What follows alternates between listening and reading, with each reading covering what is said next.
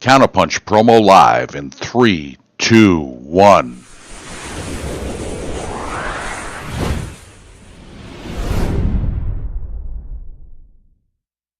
Once upon a time, they awoke to the concerted effort underway to dummy them down, to the forces working at every turn to water down human wherewithal. They stood, they rallied, they drew their line in the sand, vowing once and for all to scale their spines and mortal up. That was the day the tables turned, and the universe itself sat up and took notice. Live from the Counterpunch Studios in Columbus, Ohio, you're listening to All Natural Being with Brian Brawdy on IPMNation.com. If you're not going to mortal up, why not just stay in bed? 10, 9, 8, 7, 6, 5, 4, 3, 2, 1. This is not a drill.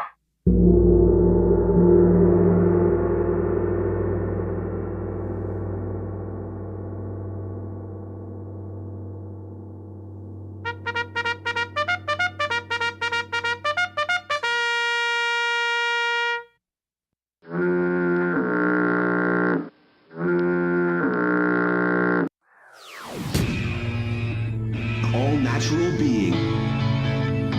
Warning, All Natural Being with Brian Brawdy is designed to shake your sense of self to the core. It's full contact psychology with an empowering twist, a philosophical loofah for your soul. For those of you not ready or comfortable releasing your inner superhuman, listener discretion is advised. Here's your host, Brian Brawdy. Thoughts in the history of human thinking. And I'm fired up this morning to be your virtual hitchhiker, to be riding shotgun as you get into your day. So what do you say? Here's your opportunity kicking off the week to mortal up, to crush your can, and smack your critics around while you're at it. It's time. So let's go kick in some doors. First and foremost, let me apologize. Last week I missed a couple different days. And if I remember correctly, right, amnesia, it's a tough gig. But if I remember correctly, I missed Friday for sure. Given some of the things that I'm up against, so I apologize for that. But yes, this is episode 437 of The Gong Heard Around the World. And of course, this morning, Derek Noel from Derek Noel Fitness will be calling in a little bit to give us some fitness tips, some things that you may not think about. He's got a top-rated show, or a top 10 show, I should say, on IPMNation.com. And it's all about fitness, right? Physical, mental health, all that kind of good stuff. So he'll be calling in here in a little bit to kind of give us the tip of the week. Because, every Monday we start off going, well, what could I do? What's this week going to look like in terms of my workout or the things that I want to accomplish physically in my body? So he'll be calling in to address some of those things for us, as he does every Monday morning. All right, don't forget, we can kick off the week also by jumping into the thread. You can text me, 833-646-3877, or just remember, 833-MIND-UPS, just like push-ups, sit-ups, or pull-ups. You can also call me, and it's toll-free. Now, here's the deal. I guess the call is toll-free, but if you want to text, standard texting fees could apply, right? They got fees for everything now. You want to take a little a little ride into what your government does for you. Just look at your phone bill, right? There's like 37 different fees, and it all comes down to other people trying to take your hard-earned money. It's amazing to me. But in any event, there could very well be a fee apply if you decide to text us at 646-3877. Of course, that's area code 833. Also, if you're out and about, or you're getting ready to head out and about, just hit this QR code that's up on the screen now if you happen to be watching. For our friends at Spotify and iTunes and iHeartRadio, I'm sorry, this doesn't apply to you, but for everyone else, if you're watching this morning, hit the QR code on your phone. You'll be able to pick up the show and take it with you as you head out the door. All right, so this morning, I wanted to kind of talk about, especially first thing this week, we'll jump into the thread here in just a minute and say hello to through like now, what's inspirational to you? What's motivational to you? And although I don't believe in motivation per se, people are all the time going, well, what's something that, a book that you've read, a thought that you have.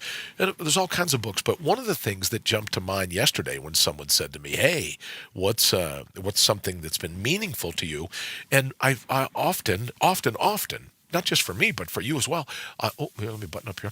I often think of Ernest Shackleton's book, South. Now, if you're not familiar with Shackleton, quick little thumbnail, he decides to sail across Antarctica, right? He decides to get from ocean to ocean and, just a tough gig all the way around. The boat, the ship, I guess is a better term in case David Ray Bowman is listening later. He'll go, really, did you call it a boat? Right? Or just like you get in the debate, is it a gun or a weapon or a firearm or whatever that is? So let me call it a ship, the ship Endurance, which is just a great name given what's going to happen to this poor lad throughout. But the ship Endurance is stranded, and he makes a huge ocean crossing to be able to get to civilization, to save his remaining crew, to save his men. He returns. It's just, for me, when it comes to understanding human wherewithal, when it comes to remembering what humans are ultimately capable of in terms of courage and stamina. I talk about natural resources all the time, your grit, your agility, your stamina. When it comes to all that, I think of Shackleton, because this guy was as courageous and as driven and as grit-ridden as anyone I've ever studied. And one of the things that I loved about his book, South, as it recounts, what happened to the Endurance, what happened to his crew. He had like a huge ride through cold, like 50 below zero, 80-mile-an-hour winds. He's in an open boat, sails 300 some odd miles, or navigates 300 some odd miles, called conning is the term, but I'll get to that in just a minute. Gets to civilization, goes back, right, gets there, then has to mountain climb, has to do all these other things to get to the port where there's humans. Then he is able to muster enough reinforcements to go and save his remaining crew. Just talk about endurance, talk about courage, talk about just fearless. So I like to think of what he went through. What am I doing? I'm going to the Columbus Cranium Shack and Needle Emporium here before too long. If I didn't mention it on Friday, let me just say quickly that I'll be going on the 23rd. So I've got about a month out, and a part of that was because I wanted to make sure that I was able to spend Easter with my family, right? And, the fifth brain surgery, you never know how that kind of thing is going to go. So the next surgery date is going to be the 23rd of April. And, when thinking about a lot of this stuff, I go, oh, yeah, you're going for a brain surgery. What to do? Here's this guy, Shackleton. You talk about up against the odds. Or like Colin Brady, the guy that just skied, right? That just traversed Antarctica by himself, unsupported. You think the odds of what these people are up against. Or then you look at other people that are just a heck of a lot more challenged, a heck of a lot in a worse position than I am. And you read these kind of stories, and you see these kind of things, and it makes me look at it and go, whatever. It's not all that big a deal what I'm up against. Oh, also let me thank everyone. Thank you. Most certainly, Sue B. McCann for setting up the GoFundMe page. Thank you for everyone that contributed. I'll be going in this morning and sending out the personal thank you notes. But thank you for so much. I think we're like a fifth of the way there already. We're at 36 or almost 3,700 some odd bucks of our total. So thank you all so very much for those that have contributed over at the GoFundMe page. I super appreciate it, obviously. And it's going to help me not only to recover, but it's going to help me finish everything that we need to do, because when I get back, I won't be doing a lot of heavy lifting for a while. So a lot of the voiceover, a lot of the things. And I'm very excited to announce that I'll be voicing over Lee Rowley's new book from Copy Branding, and the whole aim of a technique that he has used to become one of the globes, one of the world's just premier copywriters. I'm very excited I'll be voicing over that book for him. So that a little more about that as we get on. All right, let me see. Let's take our first caller. Good morning. Thanks for calling All Natural Being. Who is this? This is Gary Derek Newell from Derek Newell Fitness. Derek Noel Happy Fitness, Monday. congratulations. Well, happy Monday to you too. Congratulations, ripping into the top 10. I think, did I see yesterday you're number 8 already over on IPMNation.com, so congratulations for that. Thank you very much, sir. You're welcome Thank you very much. You're welcome very much. And also, let me say to everyone here in the thread, if you have a quick question, Derek usually has about 5, 6, 7 minutes that he can hang with us on a Monday morning. So, Derek, quickly, while you're on, I'll say hello and good morning to Sarah and to Mitzi and to Ian. Good late morning, brother. Hope you are well. Mitzi says, good morning, Brian. I'm so happy to see you this morning. Bright-eyed and bushy-tailed. Yes, I am. You can't see the tail, but yes, it's bushy.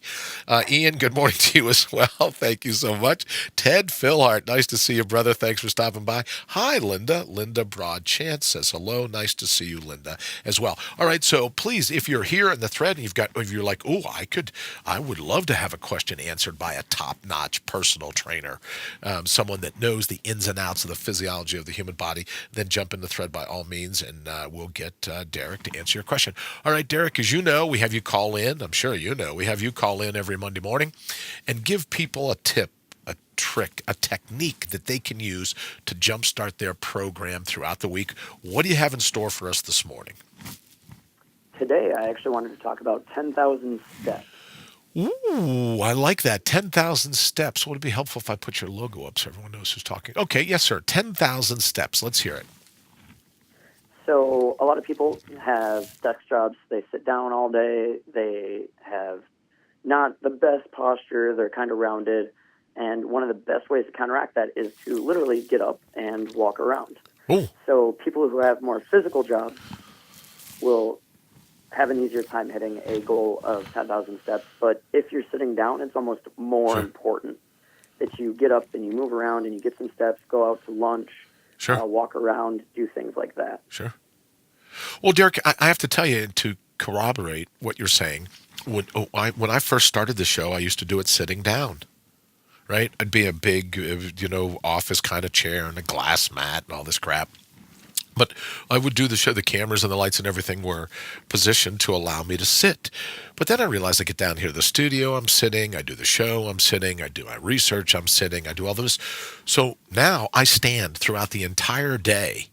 And I have to tell you, right, you have to take, whenever I say, oh, I'm feeling much better, right, with a 5th brain surgery, who am I to give advice on feeling better? But in any event, I have to tell you, I dig standing up all day long.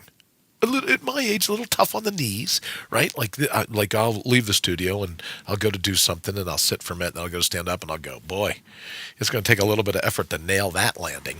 But I have to tell you, I feel better standing while I'm working and standing and walking throughout the day. So I think you're onto something here.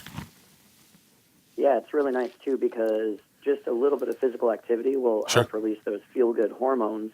So even just getting out for a walk, especially if you're not used to it, it might be a workout, especially if you are living in a location that has hills or something like that. Sure. Walking up and down the hills, it'll get the blood flowing, it'll get the muscles working a little bit, and it'll really help release that feel-good hormone that will allow you to, feel good about it.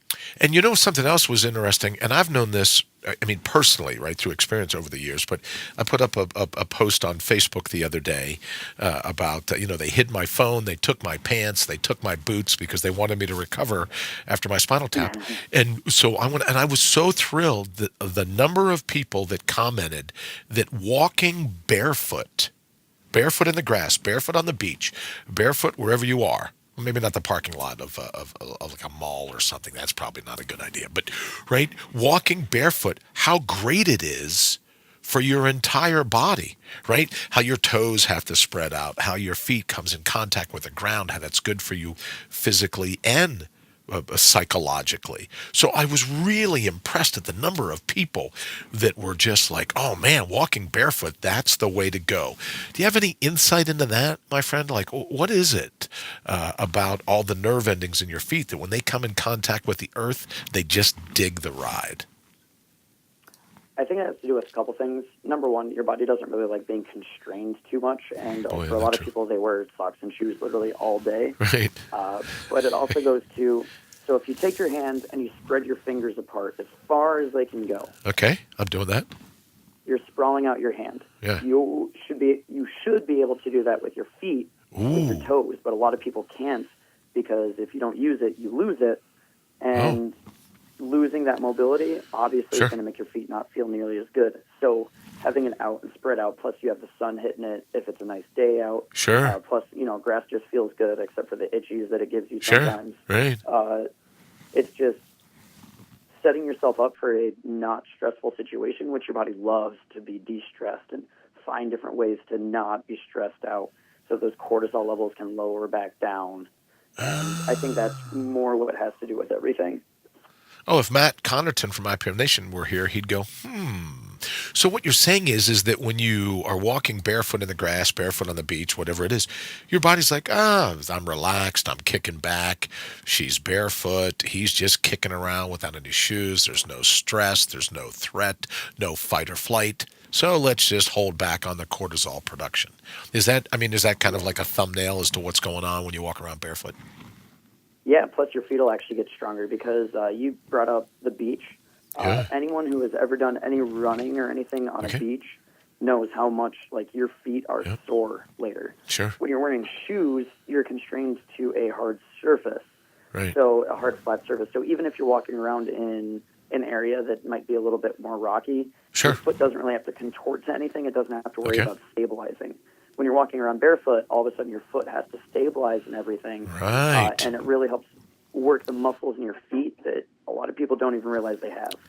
And as Mitzi says right here, it's good for you spiritually also. It grounds you. And I can just say that that's a personal experience for me. I love walking around barefoot, but you raise a good point as well, Derek, is that it causes the muscles in your foot, and I imagine in your ankle, your lower leg, the muscles all surrounding there, they're like, wow, we got to keep our balance now. We can't rely on a platform of a shoe and a sock.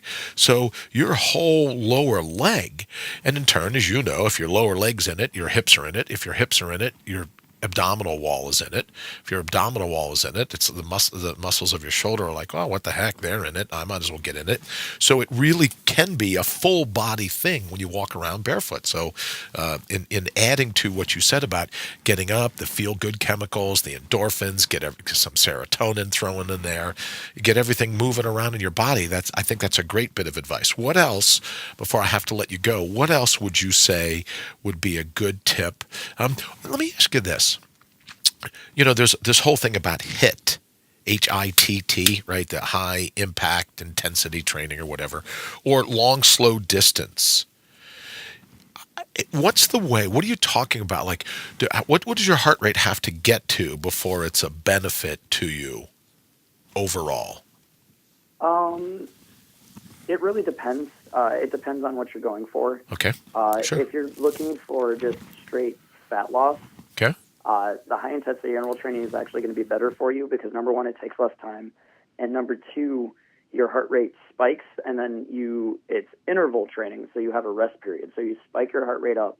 It can be up high, it could get up to a point of 90-95% of your maximum heart rate, which there is an equation that it's super easy to Google. If you just type in maximum heart rate, it'll give you the equation. It basically has to do with your age. Sure. And then you lower it down, so you get down to 60 or 70, and the spiking of your heart rate is what helps drive your body having to catch up and then slow down and catch up and slow down. Ah, very, very interesting. Also, it's kind of like I love taking super cold showers. And, I should say this. It's not that I enjoy just full-on cold showers, but a warm shower, and then you hit yourself with cold water. So is that the same peaks and valleys, like your body's cruising along, okay, I'm accustomed to this, and then you hit it with something it's not accustomed to, so that it has to be able to handle the full range of things that could come at it. Is that kind of what you mean by the heart rate spiking? Then you got to catch back up to it, then it lowers down, and you got to throw it up again. Is that a part of what you mean?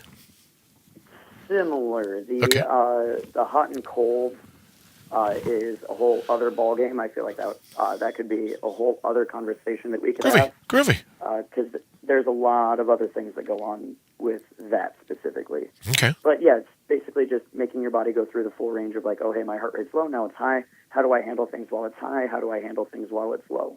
Very cool. Very cool. All right. Well, Derek, I won't hold you any longer. I know that you've got people, they're looking at you. You got a clipboard, you got a stopwatch and a pen. They're all like, all right, we got to get back into this. So thank you so very much. How can people get a hold of you? I'll put your logo back up now.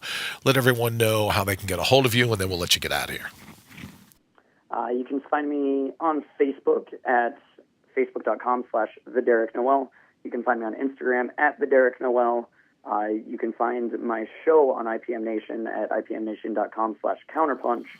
And there are a few other ways. We'll just stick with that for We'll now, stick though. with those. All right, brother. Well, thank you for taking the time out this morning and cluing us all in. As Derek gets ready to leave, remember his fitness tip is that very simply get up and move around. The human body was built to walk. It was built to move. It wasn't necessarily built to lie around all day long. So, and he's not saying you have to have an Olympic ability. Just get out and get your body moving. Don't have to be a rock star. Don't have to sprint. Don't have to deadlift. Don't have to do all these other things unless you want, of course. But you just get up and get moving. Derek, thank you so very much. Have a great day. We'll talk to you next week. Yep, you too. Have a good one, Brian. Farewell.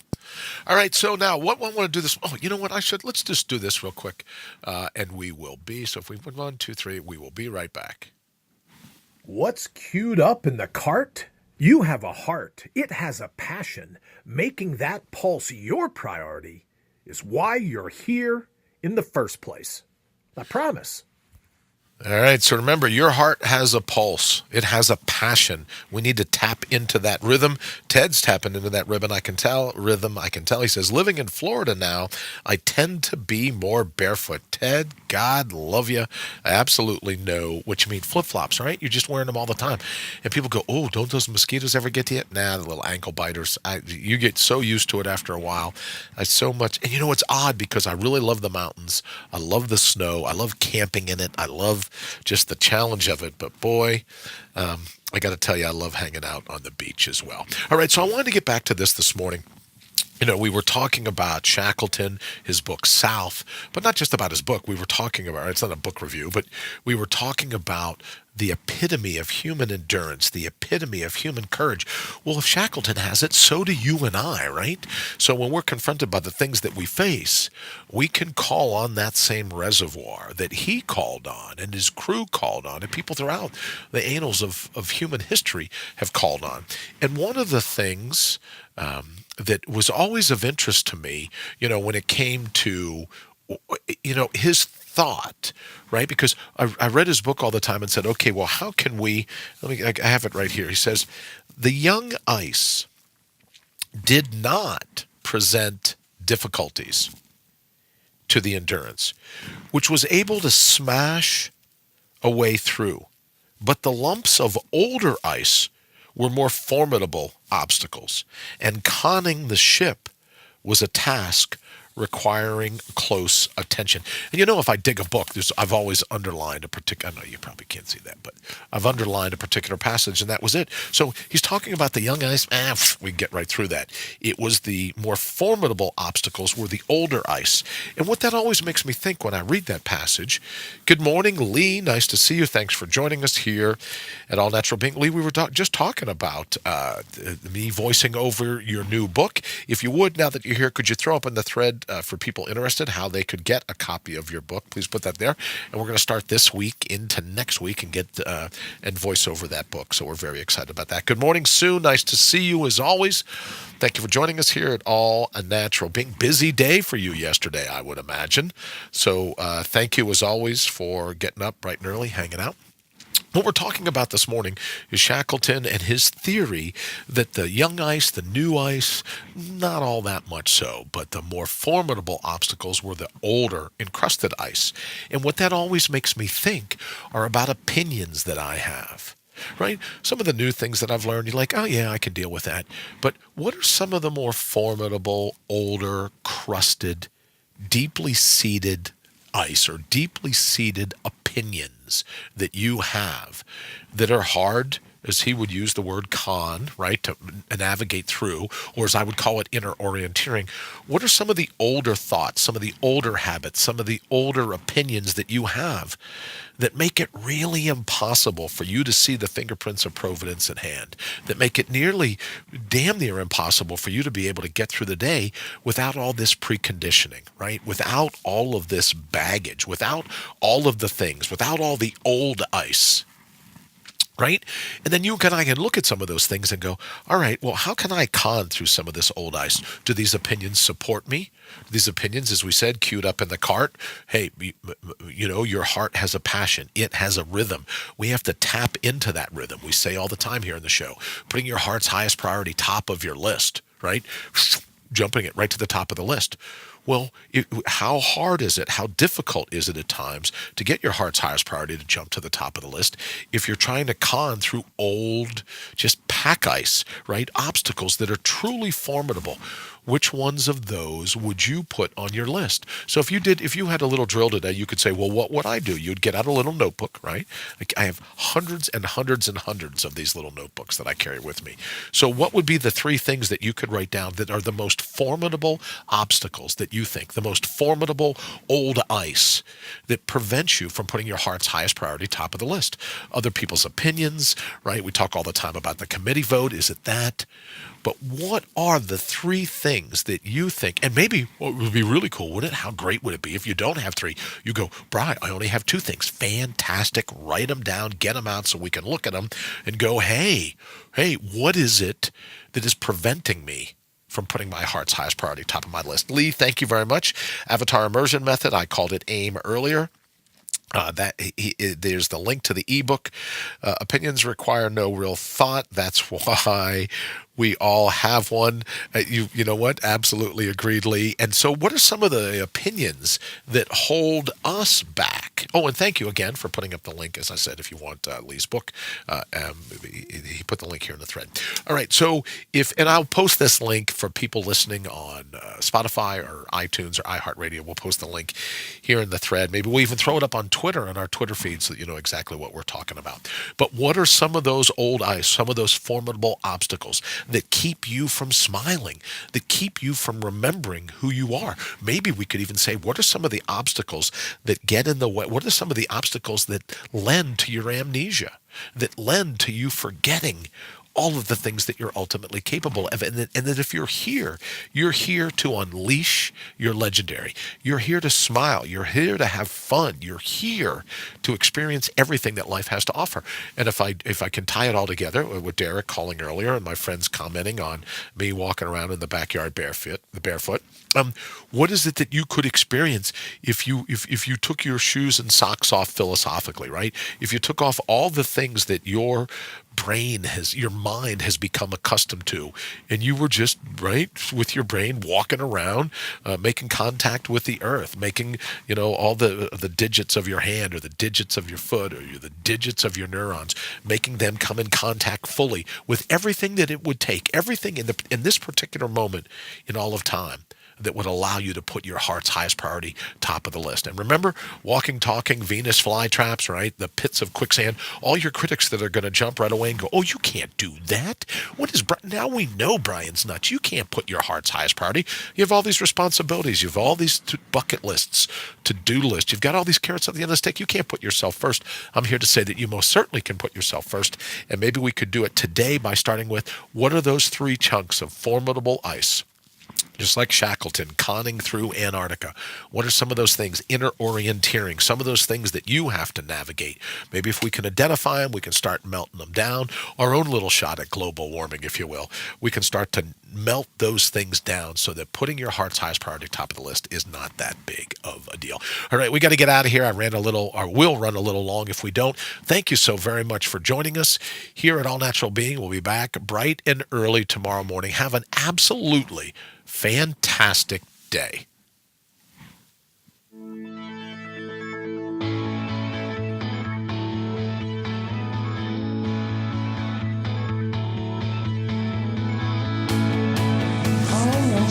You've been listening to All Natural Being with Brian Brawdy.